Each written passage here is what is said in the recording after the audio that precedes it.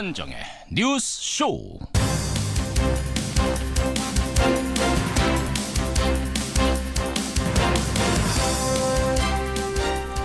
오늘 새벽 북한이 미사일을 또 발사했습니다.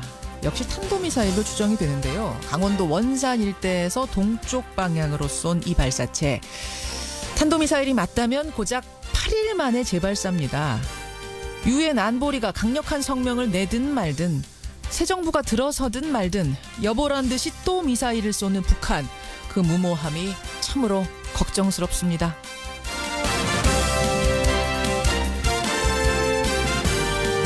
이 미사일 때문에 바로 지금이죠. 7시 반부터 청와대에서는 긴급 NSC 회의가 시작됐는데요. 청와대 참으로 바쁩니다. 이낙연 총리 후보자 5대 인사원칙에서 어긋난 점에 대해 대통령이 직접 사과하라는 야당의 요구가 거세지요. 과연 청와대는 어떤 선택을 할 것인가? 월요일 아침 이래저래 청와대가 가장 바쁜 곳이 됐습니다. 이 뉴스들을 모아서 김현정의 뉴스쇼 출발합니다.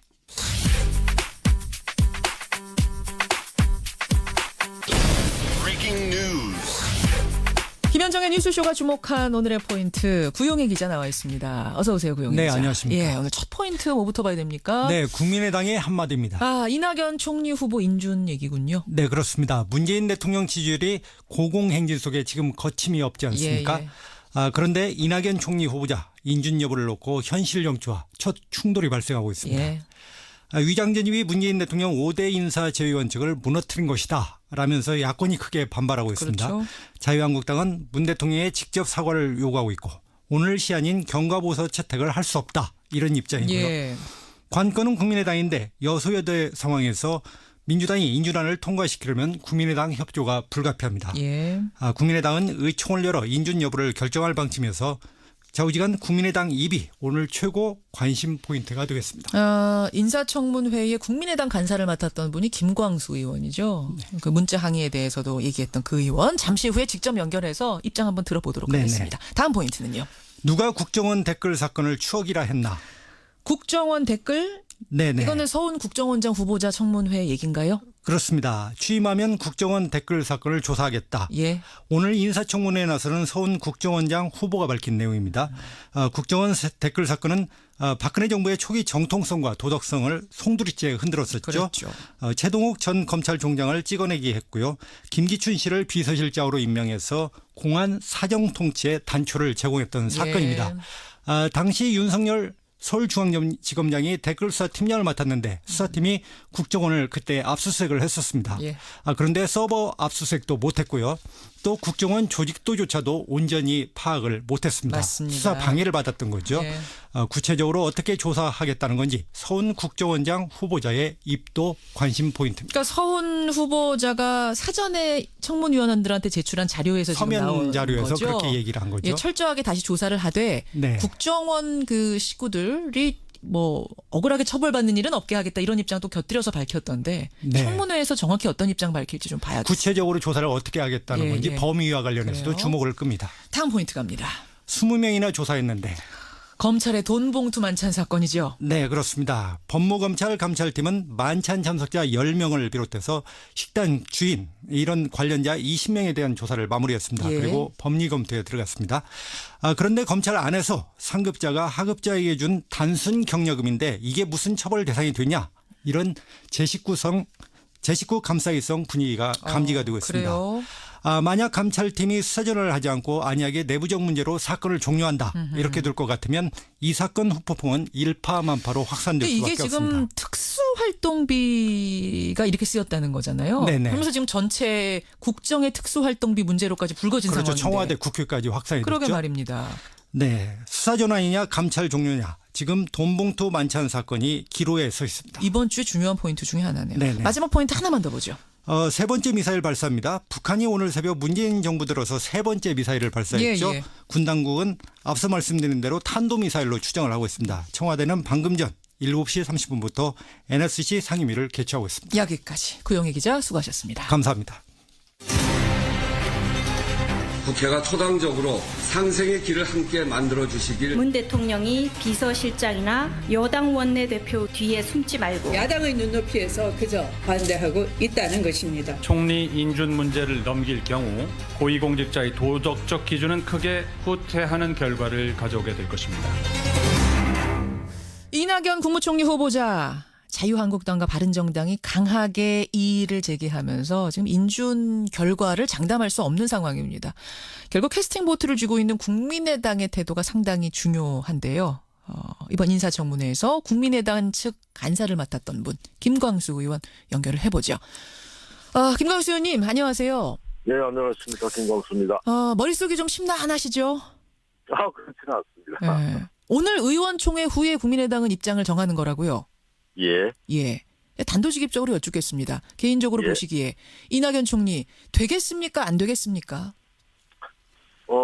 총리 후보자로서 결정적인 흠결이 있다, 도덕적 흠결이 있다 이렇게 판단하지는 않습니다. 예. 단지 이제 국민 통합이라는 측면에서는 적절하다고 판단이 되어지는데 정말 촛불광장에서 이명박 박근혜 정부 9년 동안에 쌓였던 적폐를 청산하고 이 나라의 개혁을 끌고 갈 수 있는 인물로서는 몇 가지 좀 흠결이 있다 이렇게 판단을 하고 있습니다. 이게 이제 제가 청문회 과정 중에서 지적했지만 개혁성 부분들에 대해서 과거에 살아오셨던 동아일보 기자 시절의 일도 있었고요. 예. 근데 이장전입이라고 하는 것들, 물론 이제 이장전입이라고 하는 것은 저는 이것이 근본적으로 지금 제도 자체가 문제가 있다는 측면도 저는 생각을 하고 있습니다. 예를 들면 이게 지금 박정희 정부 정권 시절에 국민 통제 수사하는데 악용됐던 측면이 있거든요. 그래서 이것이 반드시 그런데 이제 이장전입 부분에서 특별하게 예를 들어서 부동산 투기와 관련해서 이장전입을 했다. 예를 들면 또 자녀 학군 때문에 강남 파군에 보내기 위해서 이장전입을 했다. 이건 도덕적으로 비난받을 만한 일이죠. 이런 정도인데 결정적인 도덕적 흠결이 있다 이렇게 생각하지는 않고 있습니다. 결정적으로 도덕적인 흠결이 있다고 생각하진 않는다라고 하면은 그러면 지금 통과시켜 주셔야 되는 거 아닙니까? 인준이 돼야 되는 거 아닌가요? 그렇죠. 그래서 저는 사실은 지난 금요일 날 그냥 당 지도부하고도 그래서 이거 그 시간 끝 없이 그냥 전폭적으로 인준을 해주는 것이 낫겠다라고 해서 당 지도부를 설득했던 입장인데. 개인적으로는. 그런데 금요일 날 아침에 우리 김상조 공정거래위원장 내정자에 대한 이장전입 문제가 또 터졌단 말이죠. 그렇죠. 그래서 연이어 문재인 정부가 내정하고 있는 강요들의 이장 전입 문제가 연이어 터지니까 그래도 이장 전입 문제에 대해서 즉 좀 확대하면 문 대통령께서 후보자 시절에 본인의 워딩으로 정확히 공약했단 말이죠. 이것은 5대 비리에 연루된 사람들은 원천적으로 내각 주체를 배제하겠다. 이걸 정확히 말씀하셨는데 그러면 이장전입 부분들이 이제 총리를 인준해주면 강요들 줄들이 이거 사실 사문화된 상황이 돼버리는데 이 부분에 대한 구체적인 가이드라인이나 지침들이 정부 입으로 나오는 게 필요하다. 이 이야기를 계속 한 거죠. 말하자면 이게 이제 정치권에 대해서 이야기하지 말고 국민들께 약속하고 공약하고 선택을 받으신 것이기 때문에 국민들한테 적어도 구체적인 이 5대 비리에 대한 확대해서 각각의 인사 지침 앞으로 어떻게 하겠다라고 하는 워딩이 청와대에서 나와야 된다. 이 이야기를 하고 있는 거죠. 이낙연 총리만 봤을 때는 그냥 통과시켜주려고 마음을 잡고 있었는데 금요일 날 김상조 공정거래위원장 건까지 터지면서 이게 그냥 넘어갈 문제가 아니구나. 해명이 필요하다라고 생각을 하셨단 말씀이고. 근데 청와대에서는 지금 비서실장이 임종석 비서실장이 그래서 해명을 했거든요. 사과를 했거든요. 근데 이걸로도 부족하자 대통령이 직접 나서라까지 요구하는 거는 왜 그렇습니까? 여보세요? 김광수 의원님. 대통령까지 직접 나서서 사과해라. 임종석 실장만으로는 부족하다라고까지 하는 건 왜 그런 걸까요? 김 의원님. 전화가 지금 여보세요? 전화 괜찮습니다. 말씀하시죠. 그러니까 비서실장만으로도 부족하다. 대통령이 직접 나서라까지 요구를 지금 하고 있는 그 정도까지 요구하시는 이유는 뭘까 좀 궁금해서요. 아니, 저는 대통령이 직접 나서면 좋겠죠. 왜냐하면 본인이 후보자실에 말씀하신 것이기 때문에. 사실은 강경화 후보자도 본인께서 직접 말씀하시고 그런 것이지 않습니까? 그래서 예. 직접 말씀하시면 좋은데, 굳이 거북스러우시다라고 하면, 예. 청와대 대변인이나 임종석 실장을 통해서라도 지난번에 발표한 것은, 예. 선거 캠페인과 국정 조각을 하려고 보니까 좀 다르더라. 앞으로 잘 고려해서 하겠다. 이런 정도 워딩인데 그게 아니고 예. 5대 원천 배제를 약속하셨기 때문에 구체적으로 앞으로 이 부분들에 대해서는 어떤 가이드라인이나 구체적인 세부 지침을 어떻게 하겠다라고 하는 이야기가 청와대에서 나와야 된다라고 하는 거죠. 대통령의 예. 직접 워딩이 아니더라도 예. 청와대의 입장들이 좀 구체화돼야 앞으로 내각에 대한 각 강조에 대한 청문회가 좀 정상적으로 진행되지 않겠습니까? 이게 고무줄 잡대로 할 수는 없는 것입니다. 자유한국당 입장하고는 조금 다르네요. 자유한국당은 대통령이 직접 나서서 직접 그 인사 발표도 했듯이 이 사과도 직접 하셔라, 해명도 직접 하셔라는 건데 국민의당은 그건 아니에요. 그게 맞죠. 그게 맞지만 그러나 그게 좀 거북스러우시다라고 하면 청와대 대변인도 있고 임종석 실장도 있고 예, 국회에 있는 그 청와대의 워딩이 좀 필요하다 이런 알겠습니다. 이야기를 하는 거죠. 국민의당 입장이 지금 워낙 중요하기 때문에 제가 하나하나 좀 꼬치꼬치 여쭙게 되는데 그러니까 일단은 대통령 아니어도 비서실장이라도 좀 충분히 했으면 좋겠다. 사과를 다시 한번 해명을 그 말씀이시고. 사과를 이야기한 게 아니라요. 사과도 아니어도 괜찮다. 구체적으로 앞으로 인사 부분들의 그 가이드라인이나 구체적인 지침을 어떻게 갖고 가겠다라고 하는 것들을 예. 정치권에다가 던지는 것이 아니죠. 예. 국민들한테 약속하고 국민들의 선택을 받으셨기 때문에 국민들한테 양해를 구하는 과정이 필요하다. 그래야 국회도 정상적인 청문 일정이 진행될 수 있지 않겠습니까? 이낙연 총리뿐만 아니라 지금 강경화 외교부 장관 후보자라든지 김상조 위원장 줄줄이 예. 인사청문회가 남아 있는데 그럼 여기에서 정확하게 설명만 해명만 하고 가이드라인 다시 잡고 가면 그분들은 다 문제 없겠습니까? 구체적으로 좀 따져봐야 되겠죠. 그런데 아까 말씀드린 대로 예. 이장 전입 부분들도 그게 아주 도덕적으로 비난받을 만큼의 심각한 문제가 있다라고 하면 문제가 될 수는 있겠죠. 그러나 예. 단순하게 위장전입이 일반 국민들도 위장전입과 관련해서 실수를 충분히 본인도 알지도 못하게 법 위반이 되는 경우도 있단 말이죠. 그런 것들은 문제 삼을 수 있는 건 아니라고 생각합니다. 지금 강경화 김상조 위원장 같은 경우는 어떤 상황에서 위장전입한 건지 다 나왔잖아요. 그 정도면 괜찮다고 생각하세요? 이해할 수 있는 정도 수준이라고 보세요? 그건 좀 따져봐야 될 것 같습니다. 강경화 후보자 같은 경우에는 예. 충분히 이해할 수 있는 부분들이 있다라고 하는 생각을 하는데 김상조 내정자 같은 경우는 두 건이나 있기 때문에 예. 그것의 각각에 대해서 좀 자세한 조사를 좀 해봐야 될 것 같아요. 그래요. 해명은 이미 했습니다만 주소지를 옮기게 됐는데 우편물 받으려고 그런 거고 부인이 어디 전근을 가면서 그렇게 듣고 다 이유는 있던데 그 정도로는 충분치 않다.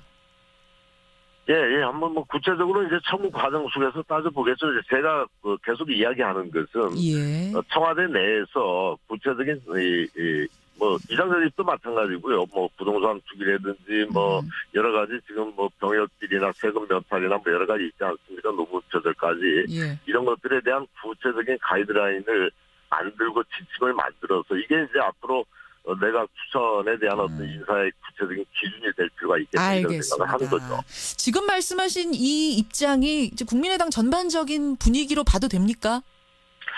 아마 그런 의견을 가지고 계신 분들이 많다.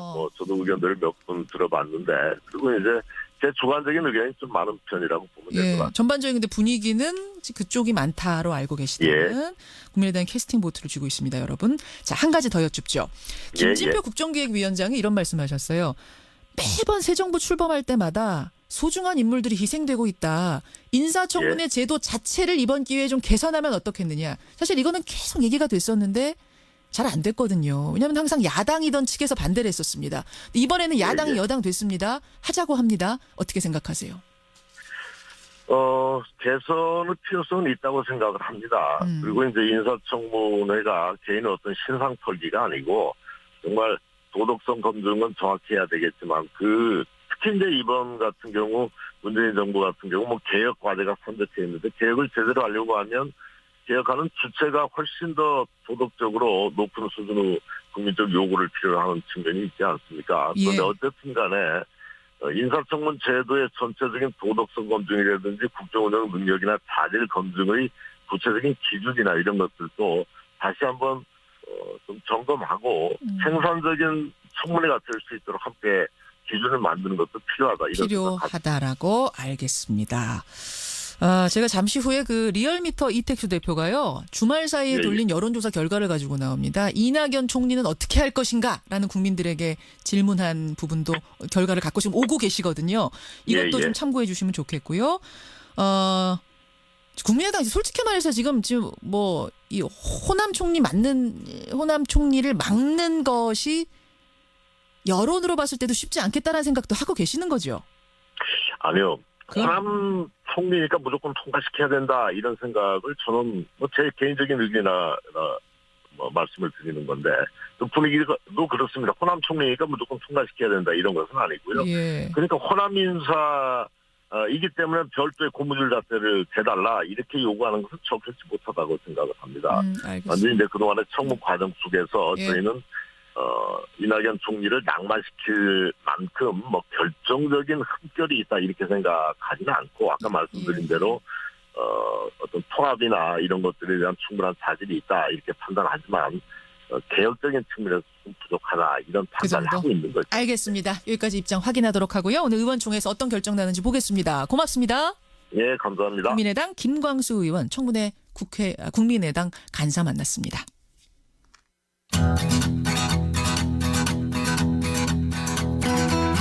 김현정의 뉴스쇼는 청취자 여러분의 참여로 이루어집니다. 트위터, 페이스북, 레인보우 게시판, 그리고 단문 50원, 장문 100원의 유료 문자 샵 1212, 우물정 1212 통해 참여하실 수 있습니다. 김현정의 뉴스쇼, 여러분과 함께 만듭니다.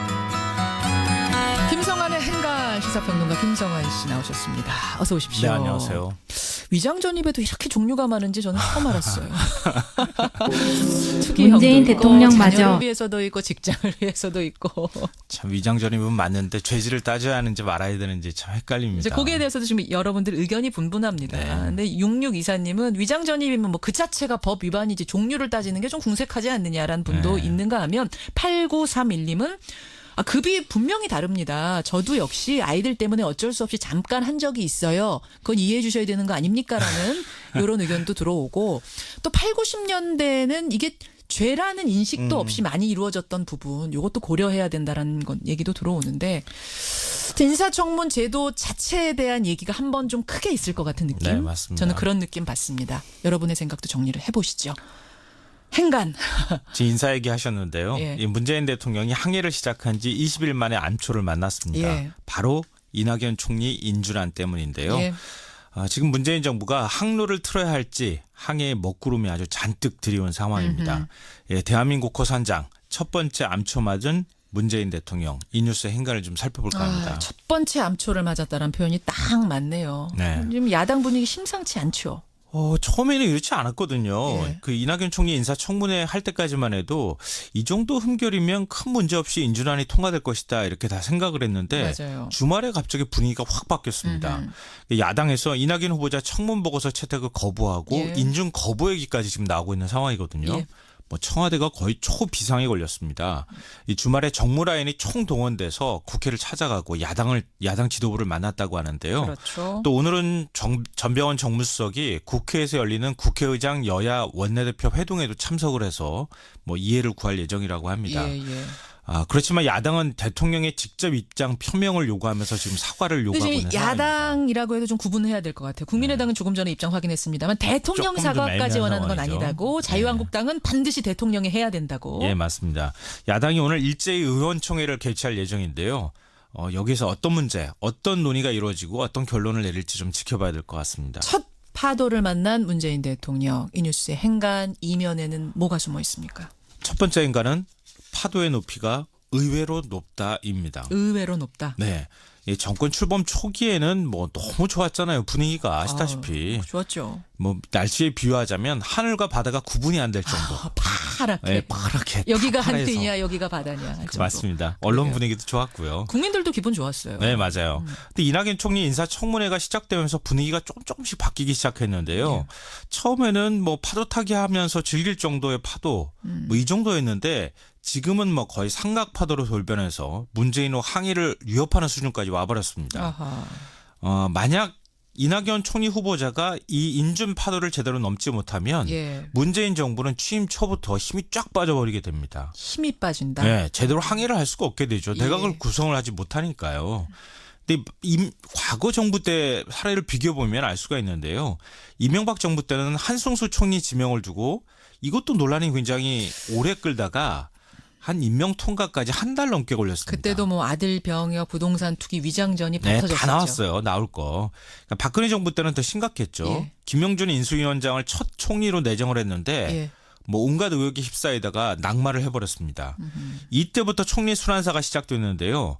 뭐 김용준, 정홍원, 안대희, 문창국, 이왕구, 황교안, 김병준 뭐 7명의 총리 후보자를 지명을 했는데 3명은 청문회를 열어보지도 못하고 낙마했습니다. 예. 지금 야당이 인준을 계속 거부한다. 그러면 문재인 후 첫 출항부터 파도의 높이가 의외로 높은 파도를 만나서 지금 삐걱거리면서 항해 스케줄이 다 엉클어질 상황이 돼버릴 수도 있다는 거죠. 5대 인사 원칙이란 걸 발표만 안 했어라도 공약만 없었더라도 사실 이 정도 파도가 아니었을 수도 있는데 그거 발표 안 했으면 대통령이 안 될 수도 있겠죠. 그런데 그게 너무 컸기 때문에 네. 지금 더 파도가 커졌어요. 두 번째 인간 뭡니까?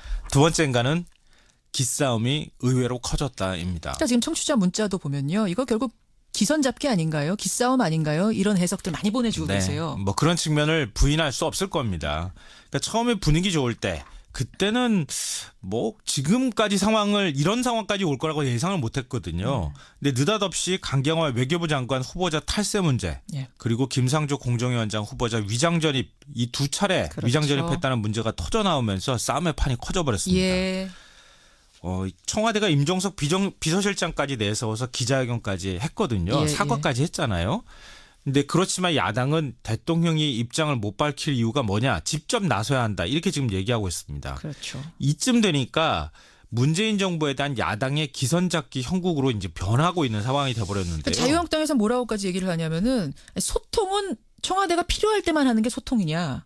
인사 발표할 때 대통령이 인사 발표했으면 해명도 사과도 대통령이 직접 해라. 이것까지 요구하고 나선 거거든요. 그러니까 설득력이 전혀 없는 말도 제가 볼 때는 아닌 것 같긴 해요. 근데 이렇게 이해관계가 점점 충돌하다 보면은 양측 모두 밀릴 수 없는 한판 싸움이 돼버릴 수밖에 없는 상황이 그러게요. 될 수도 있거든요. 네. 그러니까 이렇게 되면 자칫 이낙연 총리 인준 장기화 가능성도 우려가 되는 상황입니다. 그럼 줄줄이 장관 인사도 미뤄진다는 얘기잖아요. 그렇죠. 그렇게 될 가능성이 높죠. 예. 걱정입니다. 행간 마지막 하나 더 보죠. 마지막 행간은 낙오자가 생길 가능성이 크다입니다. 낙오자요? 네. 어떤 낙오자? 그러니까 박근혜 정부 출범 초기 때 아마 기억하시는 분들이 있을 거예요. 김종원 미래창조과학부 장관 후보자.